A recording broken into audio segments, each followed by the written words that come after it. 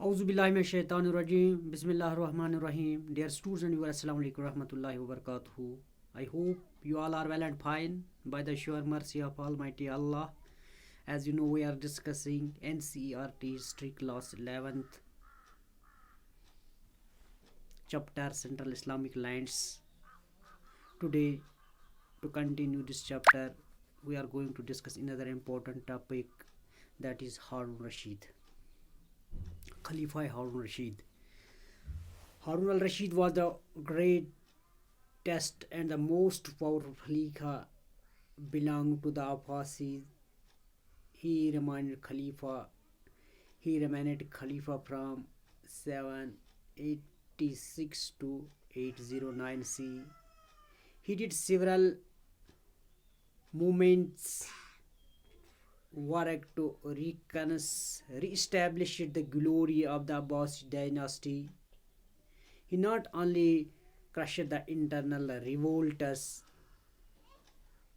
within Iron Hand but also expand the Abbasid empire far and wide. जहाँ तक हारून रशीद का ताल्लुक़ है, खलीफा हारून रशीद जो है ग्रेटेस्ट एंड मोस्ट पावरफुल खलीफा रहा है अब्बासी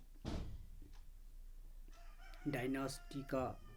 तो वो खलीफा रहे हैं 786 से 809 तक. तो उसने अब्बासी जो डायनास्टी है इस एम्पायर को बहुत वास्ट किया है. जो इंटरनल वहाँ पर रिवोल्ट्स थे उनको क्रश किया.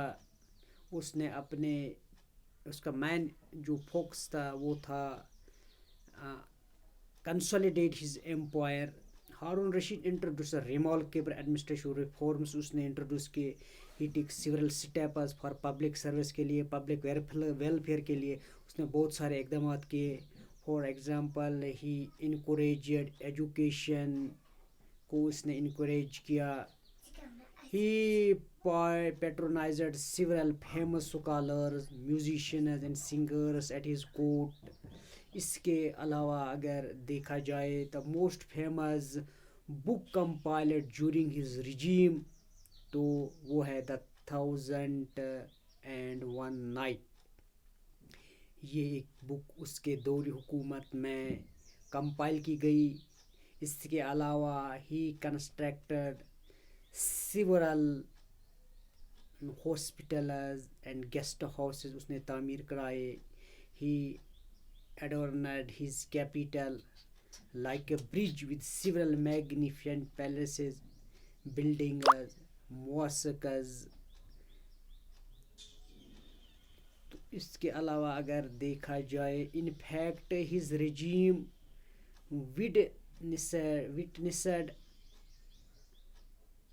the astonishing achievement that it is better known as the golden age of the Abbasi rule. कुल मिलाकर अगर देखा जाए undoubtedly Harun Rashid was a great scholar, was a great ruler. यहाँ पर हम एक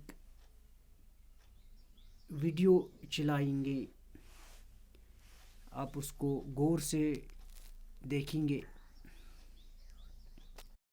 दोस्तों, अब्बासी खलीफा हारून रशीद 17 मार्च 763 को रे के मुकाम पर पैदा हुए. उनके वालिद का नाम मेहदी और वालदा का नाम खेजरान था. उन्होंने अपने वालिद की निगरानी में तालीम और तरबियत पाई. अपने भाई हादी की वफात के बाद 14 सितंबर 786 को तख्त संभाला. खालिद बरमकी का लड़का यहिया बरमकी हारून रशीद का अतालिक बना. यहिया की बदौलत हारून रशीद खलीफा बना. खलीफा बनने के बाद उन्होंने यहिया को वजीर आज़म बनाया और कहा, अपना बोझ तुम्हारे कंधों पर रखता हूँ, तुम जिसे चाहो बनाओ, जिसे चाहो हटाओ. अब्बासी दौर में अगालबा अफ्रीका का एक सूबा था जो खसारा में था. हर साल मरकजी हुकूमत को उसको चलाने के लिए कुछ देना पड़ता था. एक अरब सरदार इब्राहिम बिन अगलब रशीद के पास आया और उसने कहा, अफ्रीका मेरे हवाले कर दें, मैं हर साल रकम भेजूंगा. रशीद ने अफ्रीका उसके हवाले कर दिया. इस तरह अफ्रीका में अगलबी ख़ानदान की बुनियाद पड़ी. हारून रशीद के दौर में शाम, सिंध और मौसल में बगावतें हुईं. شام میں یمنی اور مصریوں کے درمیان کشمکش ہوئی۔ رشید نے یہاں موسیٰ بن عیسیٰ کا تقرر کیا۔ موسیٰ نے یہاں یمنی مصری کشمکش کا خاتمہ کر کے امن و امان قائم کیا۔ سندھ میں بھی یمنی اور مصری کشمکش شروع ہوئی۔ یہاں داؤد بن حاتم کو بھیجا گیا۔ اس نے سندھ میں یمنی مصری کشمکش کا خاتمہ کر کے امن قائم کیا۔ موصل میں عطاف نامی سردار باغی ہو گیا اور 2 سال تک موصل پر قابض رہا۔ اس کے خاتمے کے لیے ہارون الرشید خود گیا اور عطاف کا خاتمہ کیا۔ ہارون الرشید کے دور میں ایک رومی جرنیل نائس فورس نے ارینی کو قتل کر کے خود حکمران بن گیا اور رشید کو خط لکھا کہ تم ایک عورت سے خراج وصول کرتے ہو، بہتر یہ ہے کہ تم خراج واپس کرو، بلکہ تمہاری خیریت اسی میں ہے کہ تم خراج دو۔ خلیفہ ہارون الرشید کو غصہ آیا اور اس نے جواب میں لکھا کہ بسم اللہ الرحمن الرحیم، اے بزدل رومی کتے، تیرا خط مجھے ملا، تم اس کا جواب اپنے کانوں کے بجائے آنکھوں سے دیکھو گے۔ ہارون الرشید فوج لے کر خود گیا، نائس فورس کو شکست دی۔ نائس فورس نے معافی مانگی اور اطاعت قبول کر لی۔ پھر ہارون الرشید واپس ہوا تو نائس فورس نے پھر عہد شکنی کی۔ ہارون الرشید نے دوبارہ اسے شکست دی۔ 3 مرتبہ ایسا کیا، لیکن تینوں مرتبہ ہارون الرشید نے اسے معاف کر دیا۔ ہارون الرشید نے اپنے بعد امین کو پہلا مغربی علاقہ اور مامون کو دوسرا مشرقی علاقہ دے دیا اور دونوں سے معاہدہ لکھوا کر خانہ کعبہ میں آویزہ کرا دیا۔ سلطنت تقسیم کرا دی، گویا دونوں بھائیوں میں خانہ جنگی کا ذمہ دار خود ہارون الرشید تھا۔ ان کے عہد میں فقہ حنفی کی تدوین مکمل ہوئی اور دیگر زبانوں کی متعدد علمی کتابوں کے عربی ترجمے بھی کیے گئے۔ خلیفہ ہارون الرشید نے ایران کے شہر طوس میں وفات پائی۔